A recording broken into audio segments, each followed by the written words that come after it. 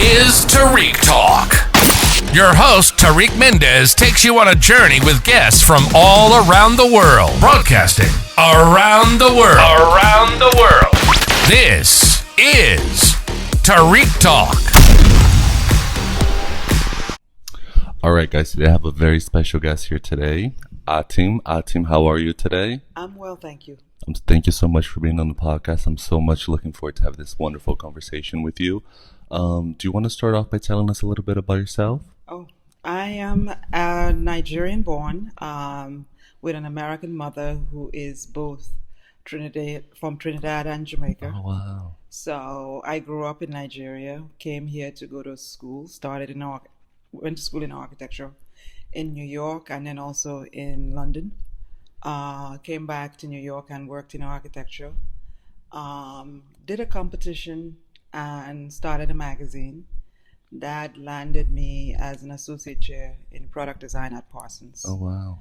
For about 6 years, and then I left to run my own company, primarily in retail, because I realized that a lot of artists and designers didn't know how to sell their work. Yeah. So that was one major thing I did.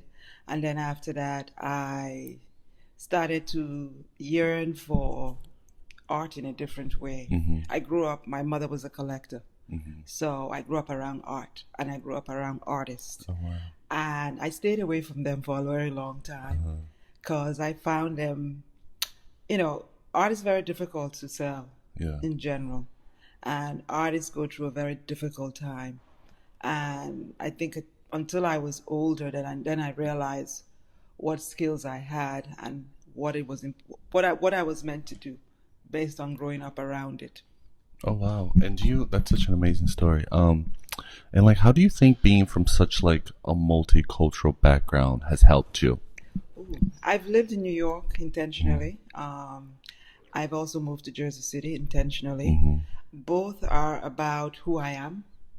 Most of my friends, most of the people I talk to are either multi-ethnic or have had very multi-layered experiences.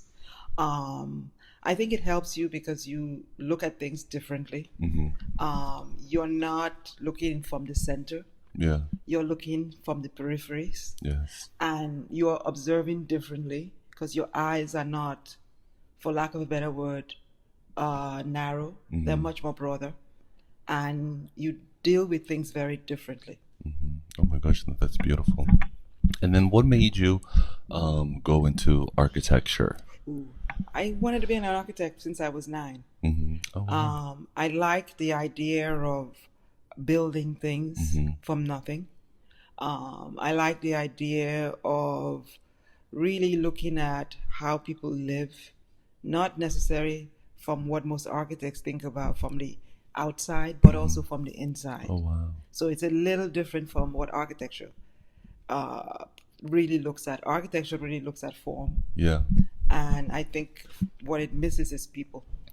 Oh, wow. I never heard an architect say from the within point of view. It's always from the outside. That's so thoughtful of you. Yeah. Because everybody's thinking, let's make it bigger. Let's, have a huge budget. You experience space differently from the inside. Yeah. It actually has more impact on you. The outside, you see it, but then you go in. Yeah. And then you spend most of your time on the in. Wow. I have to say, you have such a calming energy, such a peaceful aura. I was running around today, so stressed. We had to change the rooms we're in. Meeting you, just calm me down, calm the environment, brought such a good vibe. So thank you for that. Yeah.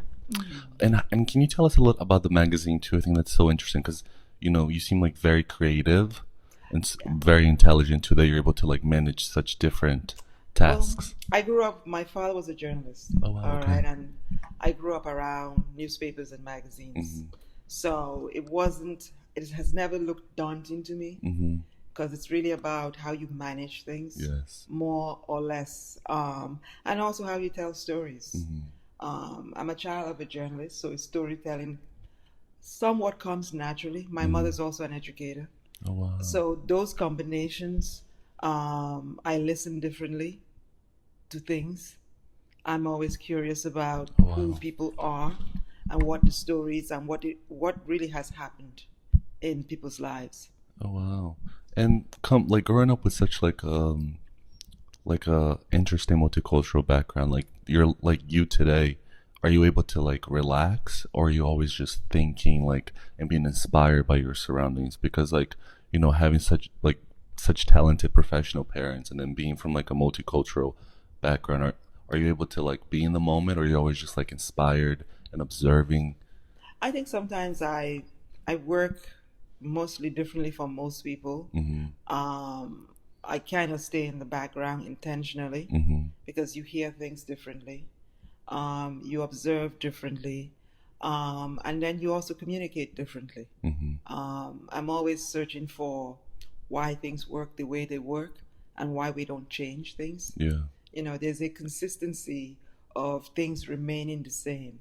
And I've sort of always gone into projects or anything I do, things have to shift. And I think that as humans, we're not comfortable with change. Yes, unfortunately. We also like things the same way over and over.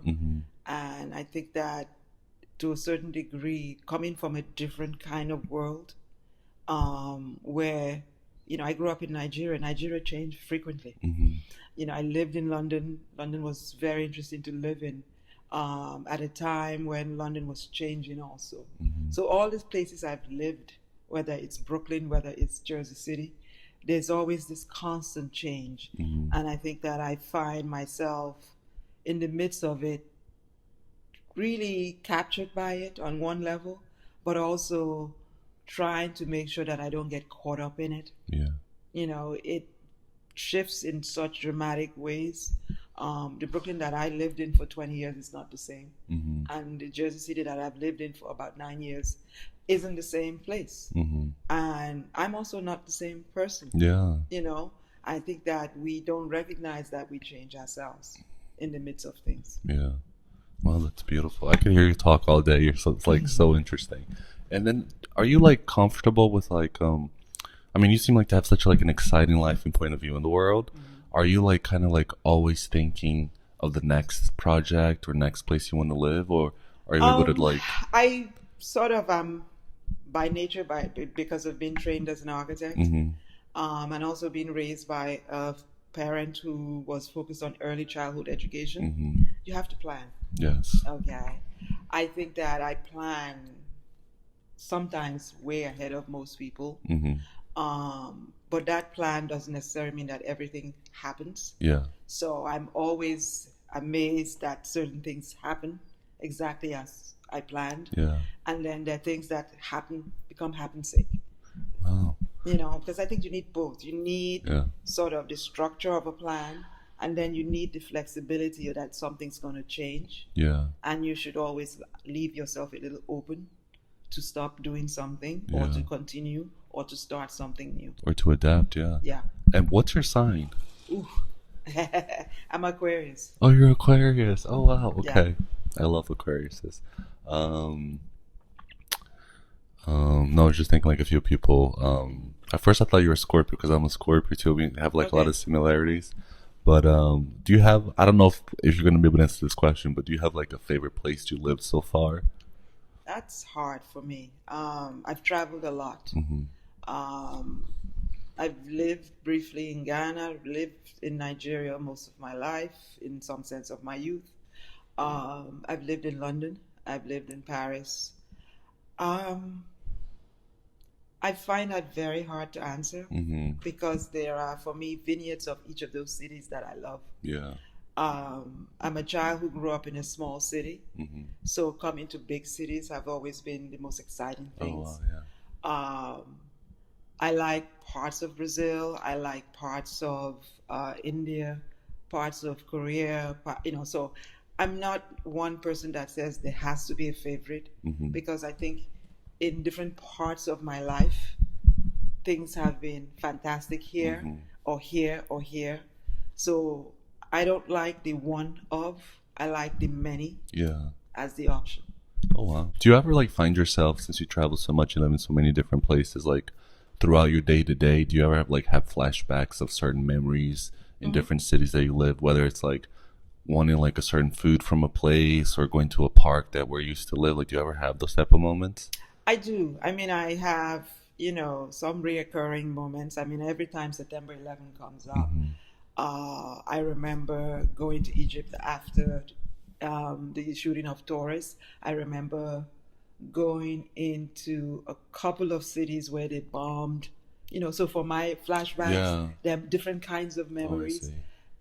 In terms of the happy stuff, it is going to school in London and going to a place called Wagamama's, and then sort of finding it in New York and just having this like memory of, oh my God, this is the most fantastic thing I remember. But then tasting the food, I'm like, it's not the same. Or just having great memories of friends, family, vacations, really taking the time out to look at the moments in your life that are poignant. For most people, it's graduation. It's, for me, it's very different experiences, like getting lost in cities for me are probably the most important moments. Because it's not about panicking. It's really about embracing that this is the path you're on. And no matter how difficult it might be in that moment, it's also going like really spending some time going to Poland with a friend of mine I hadn't seen in years, and I'll take you on a tour. You're here for how many days? So those things are important to me. And do you have, for like thinking in the future, do you have like any dream project that if you could do without like worrying about budget or like whatever rules there are, that if you could like knew 100% it would be successful, or you could do it if you had the time? I think I've always done my dream projects. For a lot of people, my father died a little early. I'm sorry. So for me, I look at life as short. So while I'm here, I'm going to do everything I do. And that sort of marked itself from even my education, choosing to stay in architecture, choosing to pivot out of it, moving into different kinds of things. I went to school in London because I wanted to go. There was never a plan as such. I happened to be in France for the summer, and I heard about this fantastic school. And I was like, oh, I'm interested. And I went back home to Brooklyn, and I just did some research, and I applied. Like people have this like 5-year plan. I kind of have a 6-year, but the 6-year has nothing to do with that kind of structure. It is about shifting with the rhythms of myself. I go through it. I even recognize when I'm really going to shift. 2 years before I begin to feel it, and I begin to sort of move towards it. I think a lot of us are resistant. Because I've come out of several careers, I don't fear change. I watch artists and people who are in the art sector. They think through things so long. And I'm very different. I want to go to the next space. Because I want to experience it. And most people circle around the next space. And like live in fear almost. To me, it shouldn't be. That's funny that you said that, because I agree with that. I feel like when you experience death in a way, you realize how fragile and short life is, you know? And you constantly will have moments of it across your life. Whether it's family, whether it's friends. So the question for me, has always been, what are you doing here now? And how much time do you have? And do the things you love. I think that we've been taught to seek the things we love, but not do them. Which to me is that's beautifully dangerous said. In some sense. Because there's an expression, what you love is costly. So you don't spend the money on it. You do everything else but the focus on the things you love. Wow, I love how like fearless you are and how you're able to adapt to change and kind of like you seem like a very spiritual person, but how you said you're able to like feel change coming, I think that's so important, like preparing yourself instead of being like hesitant. You know, I think it's my mother left the United States and moved to Africa and moved to Nigeria in 1963. Oh wow. So if someone can shift that drastically, okay, and to be raised around parents who made leaps like that. My father came to school to this country in the 50s. Oh wow. So I've had those two people as signifiers for jump.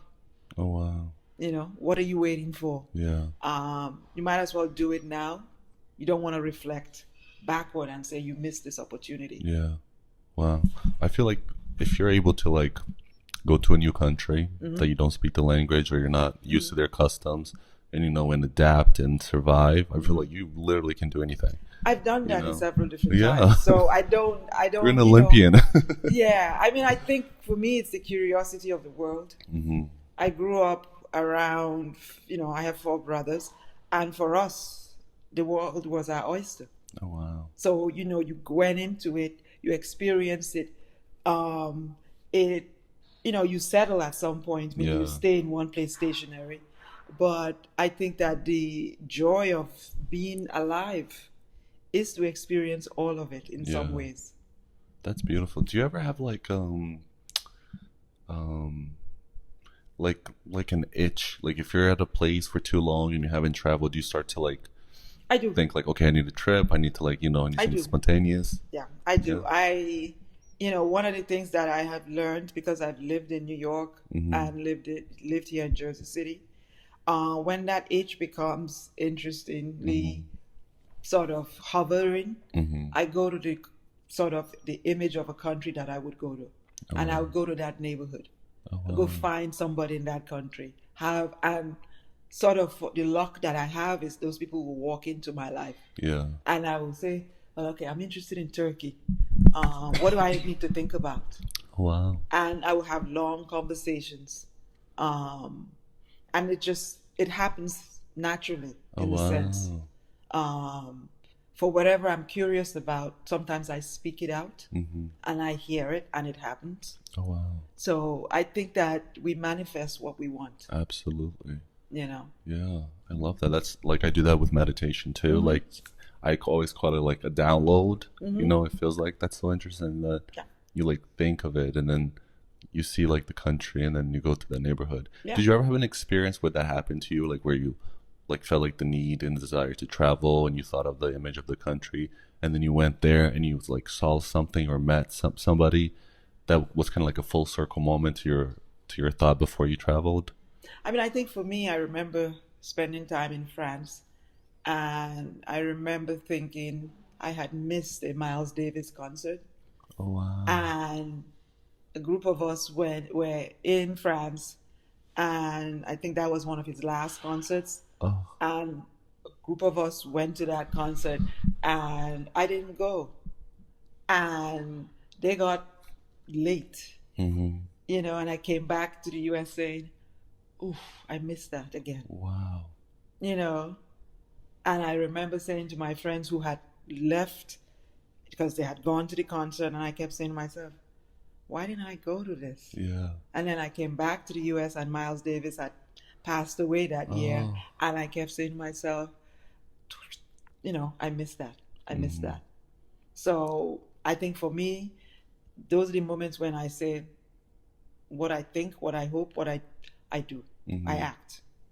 And did that change you in a way for like future experiences to like, no, go with the flow, don't think too much? It made me clear that, if there was a desire for something, that I needed to fulfill it. Yeah. And then sometimes some of it, you go and you're like, okay, it's not exactly what you hoped. Oh, wow. But you also have to understand that life is about balance. Things are great and then things are not. Yeah. Wow. And how are you able to like you do so much and you seem like such a busy woman professionally. How are you able to like be so calm and so positive? Like, do you, like, what's your, like, let's say like your mental health practice? Do you meditate? Do you do anything for yourself, like a hobby? I am probably hobbyless, as someone called me. They said to me, "What do you do?" I said, "I read." One. I spend a lot of time with friends. I talk a lot. I have a couple of friends that, I can start talking from probably like 6 a.m. in the morning for about 3-hour long conversations. And I think one of the things that I've learned is to laugh. Yeah. A lot of people don't laugh. Yeah. They take things so seriously. And one of the joys of having several very good friends is I would call and I said, "Did you watch that? Or did you see that?" And then I would make a comment and she would say, or he would say, "Oh, what do you mean by that?" And I'm like, "You don't get the joke." So humor, laughter. Yeah. I also walk a lot. Mm-hmm. So, for a lot of people, that's a habit from New York. Yeah. Wherever I go, I walk. Mm-hmm. I would actually clearly take some 2 or 3 stops before and then walk it. Yeah. Because I want to experience spaces differently. Oh, wow. And then walking, I have a question. Was this something like, did you always like walk because you have like prior engagements to do, or did you just like walk for fun, like for being spontaneous? I did both. I walk. Sometimes I just leave my apartment and I just walk. Oh, wow. And I'm also always looking for a different path. Yeah. I take certain paths most days, but sometimes I'm like, I need to go off the track, off the path, because you see something different. Yeah. Because life is regular. Yeah. The sun comes up, the sun goes down. Yeah. In between is what you do with it. Yeah. That's beautifully said. Yeah. I was just like talking to my mom about this. Sometimes like if I take like the same way, like throughout my daily routine and I do a different path, like my whole like perspective changes. Like I have new ideas. I just like, it's amazing how if we let it, life can be like stagnant and boring, and it puts you can like put your own self in a box. But if you change just a little bit, it's like your I whole think we're view. regular people. I always tell people oatmeal in the morning.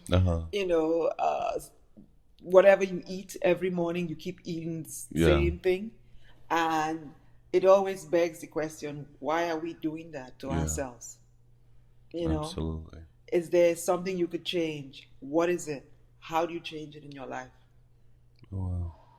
And were you always like able to adapt so easily, or was this like something that happened like slowly throughout your life? I grew up with 4 brothers, so adaptability is required. You're the only girl? Yeah. Oh my goodness. Okay. So you have to adapt. Yeah. Okay. I also grew up with a lot of family friends. Okay. So different opinions. People would say things, you would want to cry. Yeah. So you got to a point where doesn't affect me. Yeah. And then when I came in to study architecture is more brutal in terms of design studio work. You have someone telling you the work is crap. Okay. Oh wow. And I remember doing a summer program at one of the schools I was at, and I watched a professor fling the work out of the window. No. And I was just like, oh, this is going to be different. Yeah. What temperature do I keep myself in, and how do I make sure my emotion stability stays intact, doing architecture. Oh, wow. Because architecture, when I hear people talk about art and criticism, I smile because it's mild compared to what I've come from. Yeah. It's like you can't even compare. No, I mean and this was for architecture 5-year degree. Yeah. You have a studio almost every semester. Oh wow! So that's 10 different studios of sort of rigorous abuse. Oh my goodness, that's so because you're dealing with 5 different opinions. So you've got to figure out how you, in a sense, curate your reaction and not get angry. But also get angry. I developed a ritual where I would go into a bathroom and I would scream. Oh, wow. Okay. And people would, there would be people in the bathroom, and they were like, "What the heck is going on?" I'm releasing tension. Yeah, no, you have to. Yeah, it's out, and then I go back into the studio. Yeah, all cleansed and ready to take on the world. Because the world doesn't have to see your angst. Absolutely, yeah. You know, I like that. If you could like go, like you today could like tell a younger version of yourself and one advice, like what would you tell her? I think my younger self probably, if I had to give her advice, I would have probably started as a curator first. Oh wow. But I think that my architecture education and those experiences, the multitudes of it, make me who I am. Mm-hmm. I don't lessen that. Oh wow. You know, I wouldn't subtract all of the experiences I've had, mm-hmm. because they make you a better person in life. Mm-hmm. You know. Yeah. They are layered for a reason. Yeah. Wow. If you could have dinner with anybody in the world, dead or alive, who would it be? I think Prince. The singer? Yes. Oh my God. Absolutely. Yes. I think Miles Davis would be another. Mm-hmm. Nina Simone. Oh, I love Nina Simone. Yeah. So for me, there is a little bit of celebrity in it, mm-hmm. but it's really about wanting to, hear them. Yeah. Wanting to learn what makes you who you are. Yeah. And what battles do you fight? Yeah. For me, Prince is one, because I think that as a musician, he dared to be different, mm-hmm. and didn't give a... Exactly. And Nina Simone was the same. Amazing, yeah. That kind of, I don't really care. Yeah. And I think that's important for artists. I think that is important for the art community mm-hmm. in general, that you have to sort of be, mm-hmm. But don't be regular. Yeah, don't be regular. But it's interesting, all the people that you mentioned, not only were I think they were like professionally so talented, mm-hmm. but also like all of them, I think they were like so ahead of their time. Yeah. Like Nina Simone with her activism, like the ideas she had then, mm-hmm. I feel like today she would have been much more successful. I don't know whether success is, because I feel not like in the commercial selling, but I mean like having like people back her up, because I feel like she was kind of like shut off from the media and kind of a little bit blacklisted. Yeah, because I think, but that's important as an artist. You need to be blacklisted. Mm-hmm. I think we're afraid of censorship mm-hmm. As artists. I think that censorship challenges the cultural society. Mm-hmm. And I think it makes us ask, what do we value? Yeah. So I think for her, I look at her experience as, if she didn't go through what she went through, we wouldn't value her as much. Oh, absolutely. But I also feel like, I don't know, my heart breaks a little bit, because I feel like she felt she was alone, and I hope that she didn't, because I feel like she was censored a lot, Yeah, but I think the artists that I've mentioned are always going to be alone. Yeah. Because in a sense, when you pioneer, you don't pioneer with a group of people. Yeah. It's very rare, because to be at that place, it is isolation. Mm-hmm. You have to stay away from a lot of people and create. And I think that the creativity at its best and at its worst is vital. Yeah. I think that she was living in a very particular time. Mm-hmm. We are in the midst of that other time again. Mm-hmm. Oh, absolutely. Yeah. So I think that everybody has to live in the period that they are in. Mm-hmm. We can't hope they should be in this age. Yeah. Because I think they had value in that time period. Yeah, absolutely. I mean, even when Prince, like decades ago, he was already talking about sampling music. Yeah. I love like his interviews where he was saying people are going to sample the sample in the future. Yeah. And that's exactly what's happening, And I think he was so genius how he was able to find a way around, owning his masters. Yeah. With like such a racist music corporation system, you know what I mean? Like how he was one of the first ones to pioneer and say, no, artists needs to own their masters. They need to be in control of their business, you know, read the contracts. I think especially for back then, people thought, oh, he's just being like, you know, a diva, or, you know, what is he talking about? But I also think that's part of the biggest fight for artists. We don't want to collaborate to work and create the entities that should run us. Yeah. But when others create it, then we have to come into some conflict with it. Yeah.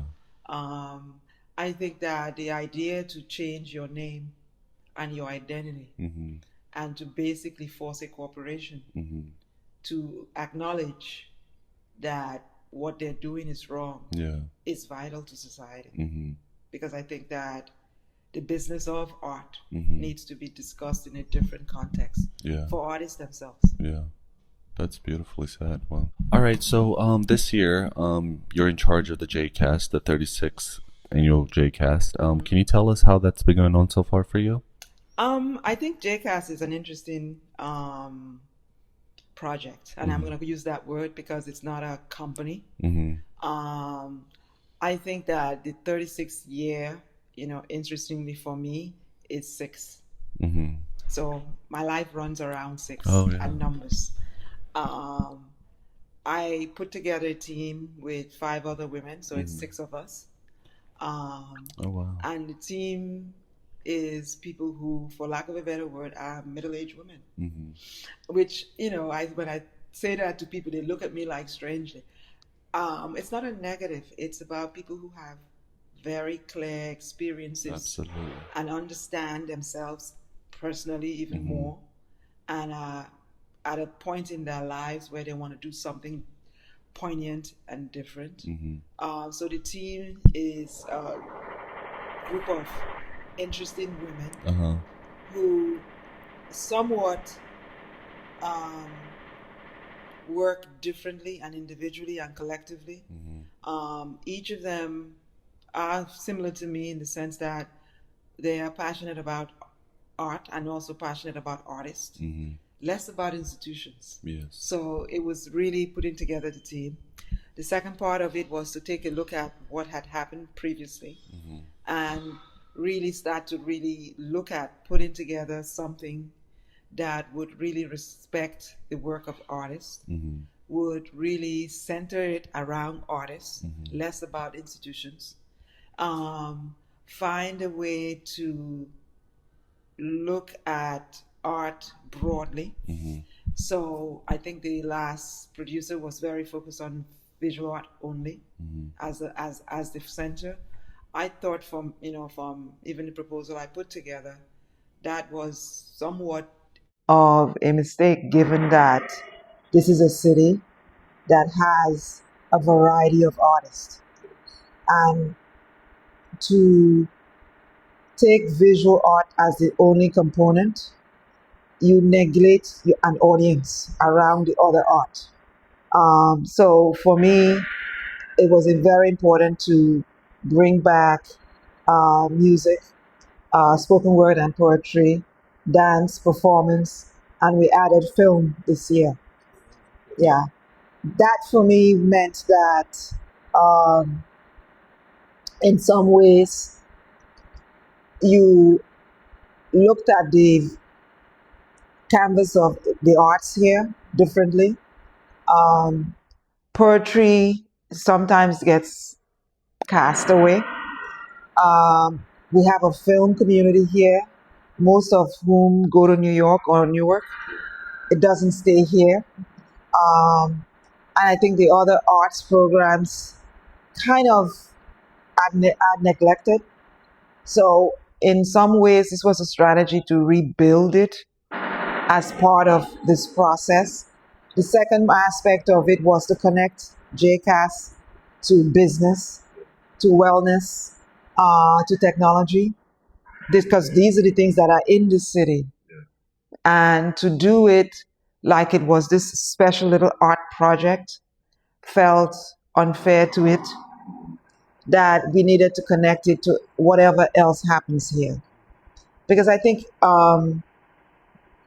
artists tend to sort of isolate themselves and then they don't understand why the rest of the community doesn't engage.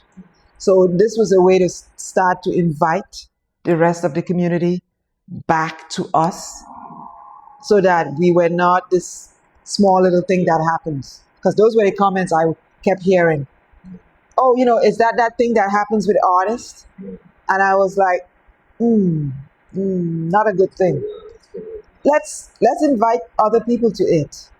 Because at the end of the day, those are your customers. Those are your collectors. Those are your observers. Those are your participants.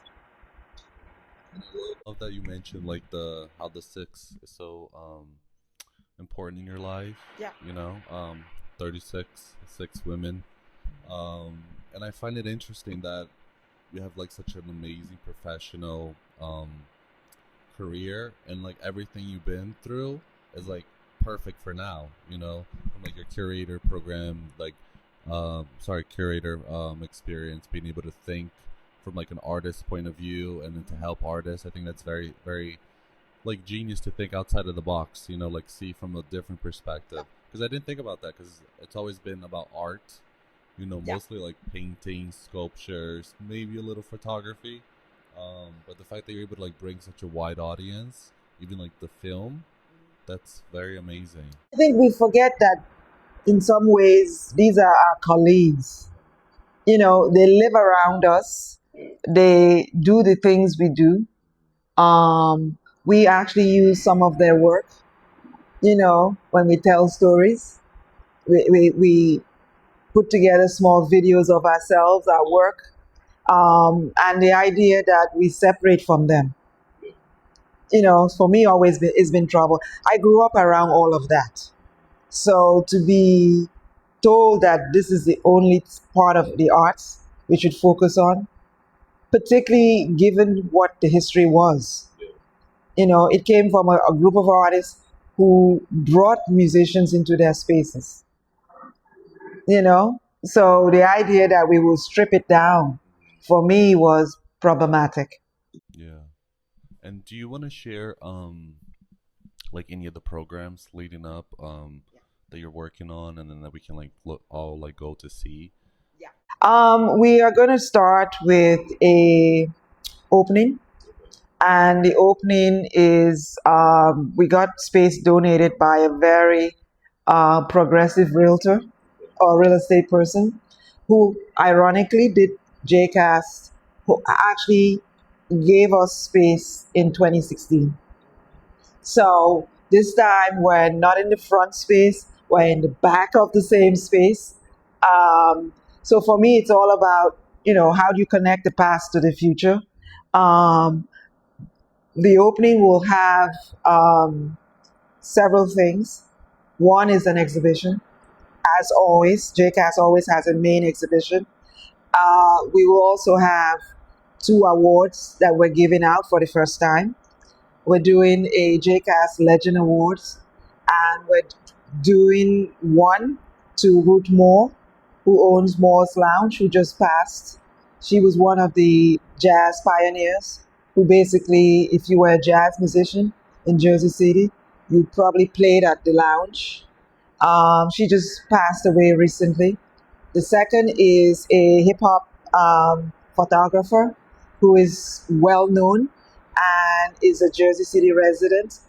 Ernie, I never can pronounce his name, but he's known as Brother Ernie, and basically has shot all of the major hip-hop artists in the country.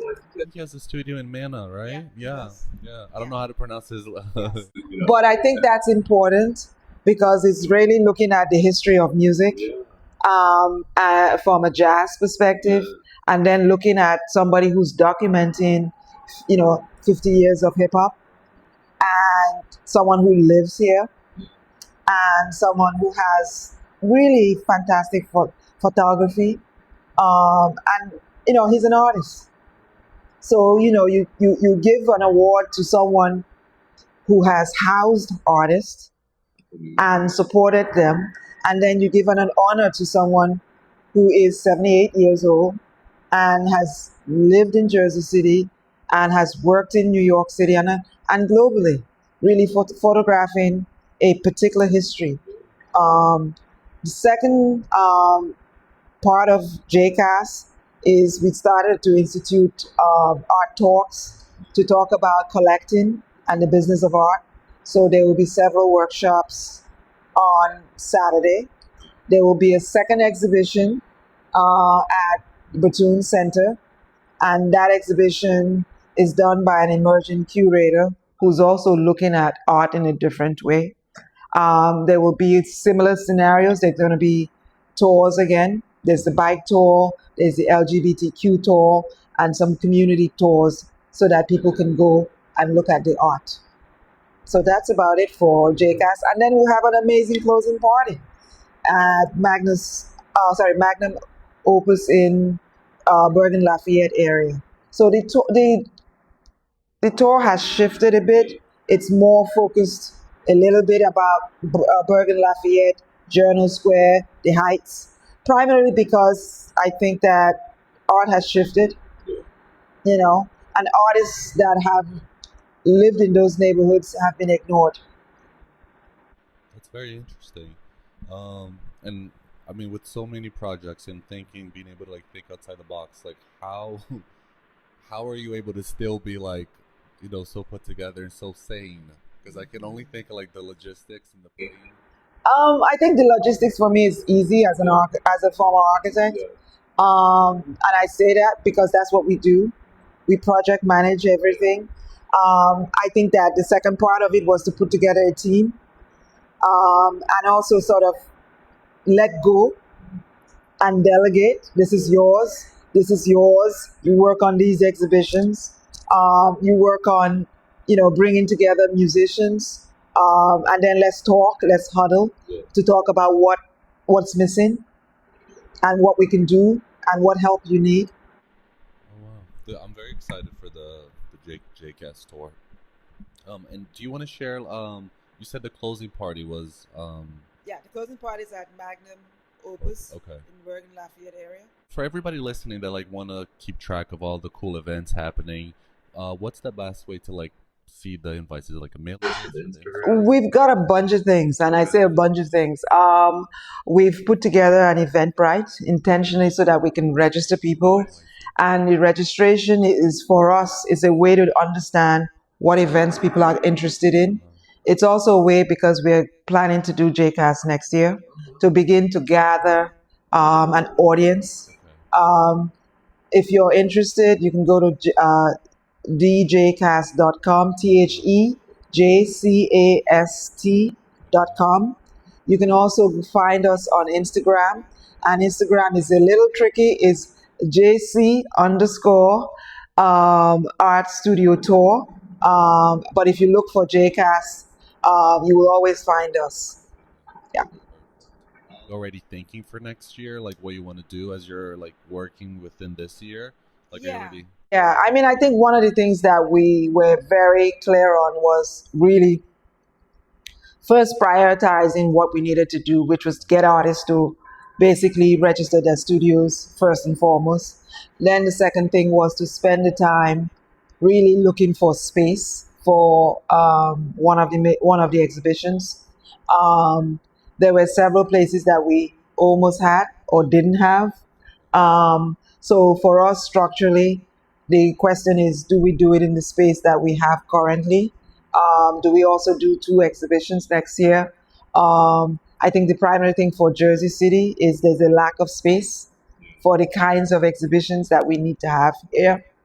So that's one. For us this year is inviting several new communities in, from the musicians to the spoken word artists to the film, so that they are understanding what this is. I think the third element of this is funding. And, how do you raise money in a short period of time? So for us, next year gives us more time to fully raise the money that we need. And also really to look at what kind of show we should have. This year, I had a theme intentionally to stretch it. Next year, I will also have another theme because I think we need to start to theme things so that artists challenge themselves. Just not put together, all right, I'm working on JCAST, I will have these things. But challenge yourself as to select and self-curate your own work or decide to produce work, you know. Are people able to donate to JCAST? Is there a way that they Got a GoFundMe. If you go to our Instagram page, you would find the GoFundMe. What I've asked people to do is just donate. If you want to donate $1, well, it's okay. You know, anything helps because there's expenses. I mean, the city is covering a lot of the expenses this year. But I think there's a whole range of expenses that accumulate because of trying to do the two shows and also trying to get people to work on things for the shows. And if people listening right now, they know like somebody and that person knows somebody, or can they reach out to you guys to like possibly like donate a space for the show? For next year? Yeah, for next Absolutely. year. Okay, so whoever's listening, please reach out, help out. It's a great program. And do you have anything that that you can share about next year's, like, or are you still so in the moment now? I think still, we've got literally 14 days left. So in the next 14 days, there are the things that we've done that we know that work. We know certain things we're going to change. And I don't know what I want to announce that yet, but I think, for the next, I think there are things that need to change. I think that Jersey City and the Jersey City arts community needs to make some decisions about what it wants and what it values. And I think they did that by setting up a process for this year. I think that process also has to expand in a different way for next year. All right, so for people that like want to attend, I feel like a lot of people sometimes don't attend. Like people that are not in the arts, they're a little hesitant and scared to like attend the art events. And I always tell them like, no, go support, buy from a local artist, take pictures, put it on social media, help out. Yeah. Do you have like any like advice? I think to me, JCAST this particular year, you can come listen to some music. SIP Studio is doing some amazing work, and that's a film studio that decided to participate. They have been in this city for more than 15 years. Never heard about JCAST. So for me, I'm happy about the newbies because that tells me that we've crossed some territory.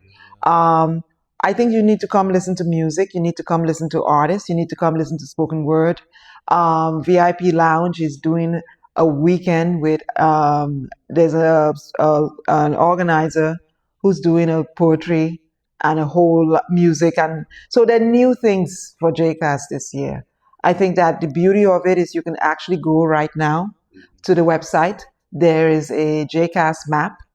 You can actually start to plan your day a little bit by looking to see what's there. We will, by next week, have the entire schedule up on the website. We've had 12 weeks to plan something that took probably almost 6 months for most of the city. Oh, wow. You only had 12 weeks? We had 12 weeks. I got a call July 3rd. You're the selected producer. And I'm like, okay, what do I do July? What do I do July? Year, nope. Or at least like 10 months. Nope. We got a phone call July 3rd. That's amazing that you're able to put it together and so well. Well, you select a good team. Yeah. You have a strategy and you have a plan. Yeah. And you go and try and execute most of it. Well, it's the universe. The 36 and 6 people on board, so 6 is the lucky number. And then going like thinking of the future, like what do you hope for like Jersey City in terms of the art scene? Ooh, that's a loaded question. Yes.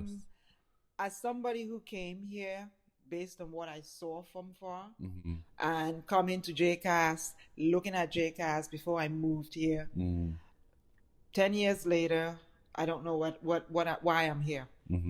And the question is that it has so much potential. And I think the potential every single year disappears. So for me to engage in this is to help rebuild it. I remember bringing a series of curators from New York to come to see artists here. Mm-hmm. So I want that same feeling, not just about curators from New York, but that we have a sustainable art ecosystem that works for artists, that works for the galleries that are here, the institutions that are here, and primarily brings the audience that is here. Besides artists, I think the issue for JCAST primarily it's been a little tilted towards artists coming to see the shows. Mm-hmm. I think it needs to broaden wider, so that people who live here, so that people who work here come to see the shows. I think that there needs to be a process for investment here. I think that there's the art fund, but the art fund got funded. JCAST didn't get funded enough. So that tells you about where we are. I think that we have government institutions, not just the mayor's office. There are a whole series of city council people. Because here's the thing. JCAST happens in all of their wards. Oh, wow. And they don't engage. They don't donate to it. They don't, but they all show up for pictures. Oh. So the question for me is, because I come out of living in Brooklyn, and most of the city council people put money in the arts. So to be in a city where artists are used as, for photographs, and not actually invested in, is very troubling to me. Because I feel like it has such a potential. It has a fantastic potential. I think the other element of this is that we are losing spaces for artists because we actually haven't created enough spaces for them. Real estate has made luxury a priority rather than regular people. So to me, artists need spaces. Absolutely. And they need the support from the community. So everybody, please show up, buy from your local artist. If you can't buy, just attend, support them, talk to them, engage, promote them on social media. I'm very interested about the poetry. That's really cool. I never how do you form art if you don't read poetry? Absolutely. How do you form art if you don't listen to music? Because I feel like, as an artist myself, I feel like in Jersey City sometimes we can start to be in our own little bubble. So you have 30 bubbles of people that are just poetry, people that are just painters and sculptors. So we only hear of ourselves and of each other, But I feel like engage in it. Exactly, we're in New York, it's everybody's mixed. It feels like, I guess, what Studio 54 was, where you have such a vast demographic of everybody, and everybody's mingling with each other. So I think this is great. This year I'm very excited, and I can't wait to hear the theme for next year. Hopefully, when you get the planning and everything, we could do an interview for that, and then look back on this year's. That would be very cool. It has been such a pleasure talking to you. Thank you so much. Thank you for having me on. I appreciate it. Of course, it's been my honor. Thank you so much. I can't wait until we do the next episode. And do you want to just share again all the info, for the donate? It's on Eventbrite. Instagram. You guys are on Instagram. They can do the planning on the map, JCAST map. So if you're curious about JCAST, just head to thejcast.com. thejcast.com. That's one. If you're interested in coming to JCAST, and I'm suggesting you come all 3 days because it's a lot of art. We have about 180 locations and events, and just from artist studios to galleries to institutions to a series of events.